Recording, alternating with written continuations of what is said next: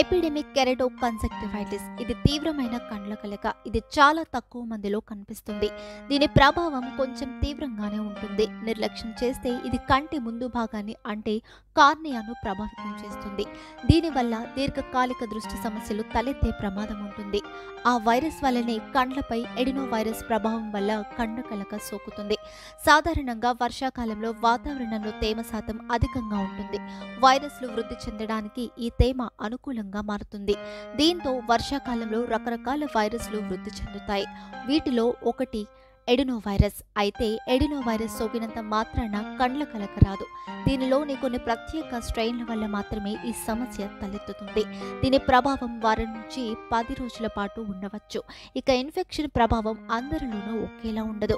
ఒక్కో రోగిలో వైరస్ ఒక్కోలా రూపాంతరం చెంది వేర్వేరు లక్షణాలను చూపిస్తుంది. ఎడినో వైరస్లో 51 రకాల స్ట్రెయిన్స్ ఉంటాయి. వాటిలో 3, 4, 7వ స్ట్రెయిన్స్ వల్లనే కండ్ల కలక వస్తుంది.